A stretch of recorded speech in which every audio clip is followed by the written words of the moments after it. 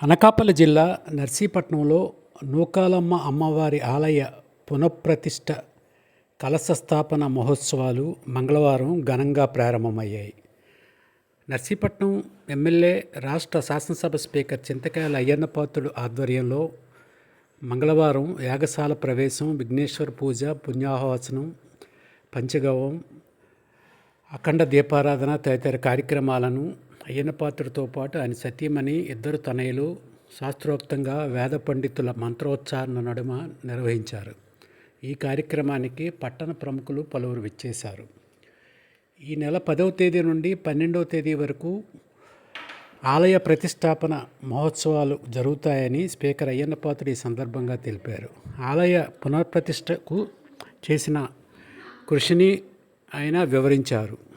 12వ తేదీ నుంచి 18వ తేదీ వరకు కొత్త అమావాస్య జాతర మహోత్సవాలను కూడా నిర్వహిస్తున్నామని, ఈ కార్యక్రమానికి పట్టణ ప్రజలందరూ సహాయ సహకారాలు అందజేయాలని ఆయన కోరారు. 12వ తేదీ ఉదయం యంత్ర విగ్రహ ప్రతిష్టాపన అనంతరం సాయంత్రం పట్టణంలోని వందలాది మంది మహిళలు పసుపు నీళ్లతో అమ్మవారికి అభిషేకం నిర్వహిస్తారని ఆయన తెలిపారు. ఈ కార్యక్రమంకి విజయవంతం చేయాలని ఆయన కోరారు. నర్సీపట్నానికి అమ్మవారు గుడి కాదు, పూర్వం పెద్దలు ఎప్పుడో నిర్మాణం చేసిన గుడి ఇది. తర్వాత మనం వచ్చిన తర్వాత పెద్దలు పోయిన తర్వాత మనం టేకప్ చేసాం. తర్వాత ఆ గుడిని కట్టాలని చెప్పి 5 సంవత్సరాల క్రితమే నిర్ణయించుకున్నాను. 10 లక్షల రూపాయలు డిపాజిట్ చేస్తే గవర్నమెంట్ 40 లక్షల రూపాయలు ఇచ్చింది. నా 10 లక్షల రూపాయలతో 50 లక్షల రూపాయలు గుడి నిర్మాణం గత 6 సంవత్సరాల క్రితమే స్టార్ట్ చేశాను నేను. తర్వాత మన ప్రభుత్వం పోవడం,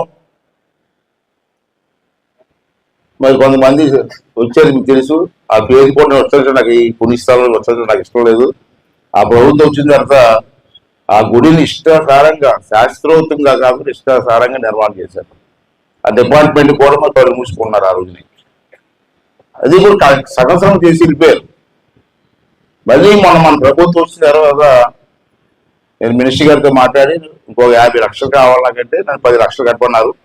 మళ్ళీ నేను 10 లక్షల రూపాయలు కడితే 40 లక్షలు ఇచ్చాను. మళ్ళీ 50 లక్షల రూపాయలతో మళ్ళీ గుడి స్టార్ట్ చేస్తాం మనం. మధ్యలో ఇంకో సంఘటన చెప్పాలి మీకు. మన ప్రభుత్వం లేనప్పుడు నేను తెచ్చిన డబ్బు, అప్పుడు ఇచ్చిన డబ్బు కూడా ఏమైందో నాకు తెలీదు. సీఎంఆర్ రమణ గారిని అడిగి మళ్ళీ 10 లక్షలు తీసుకున్నారు. పాత ఎమ్మెల్యే గారు 10 లక్షల రూపాయలు తీసుకొని గుడిగా ఆగిపోయిందండి. 10 లక్షలు అంటే సీఎంఆర్ రావు గారు వ్యాపారస్తులు 10 లక్షలు ఇచ్చాడు. ఆ 10 లక్షలు మన ఎమ్మెల్యే అయిన తర్వాత ఏమైందని అకౌంట్ చూస్తే ఆ అకౌంట్లో 10 లక్షలు లేదు. మరి ఏమైంది సార్ డబ్బు 10 లక్షలు? సరే అయిపోయింది. మళ్ళీ స్టార్ట్ చేస్తాం, పూర్తి చేస్తాం. రేపు 12వ తారీఖుని ప్రతిష్టాపన కార్యక్రమం ఉంది. దాని ముందు శాస్త్రోక్తంగా చెయ్యాలి కాబట్టి శాస్త్రం కొంతమంది అన్నీ ఓపెన్ చేసుకుంటారు, ప్రాముఖ్యత దగ్గర చేస్తూ ఉంటారు. కానీ నా ఉద్దేశం ఏంటంటే ప్రతిష్టాత్మకంగా శాస్త్రోక్తంగా జరిగితే 10 కాలాల పాటు అమ్మవారు ఉంటారు, మనం ఉంటాం కాబట్టి, మనకు ఆశీర్వదించారు కాబట్టి కార్యక్రమం శాస్త్రోక్తంగా చేస్తున్నాం. ఇంకా గుడి నాకు సంతృప్తి లేదు, ఇంకా చెయ్యాలా. చూశాను నేను, రాత్రి కూడా చూశాను. కానీ ఇంకా కొంచెం ఖర్చు పెట్టవలసి ఉంది. 25 లక్షల వరకు అవుతుంది. మళ్ళీ మన మంత్రి గారితో మాట్లాడాను నేను. ఒక 5 లక్షలు కట్టమన్నారు నన్ను. 5 లక్షలు కడుతున్నాను. మళ్ళీ 5 లక్షలు కడితే 25 లక్షలు వస్తుంది మనకి. ఆ 20 లక్షలతో ఇంకా బ్రహ్మాండం చెయ్యాలని చెప్పి ఆలోచనతో కూడా ఉన్నాను. అది నేను కోరేది ఏంటంటే మీకు చెప్పడం కోసం తెలియాలి. రావణ గారు ఇచ్చిన డబ్బులు ఏమైపోయిందండి, అకౌంట్లో లేదు అని అడగాలి కదా. అమ్మవారి పేరు మీద అమ్మవారి కోసం తీసుకున్న డబ్బు వాడితే అది బ్రతికేమవుతారికి.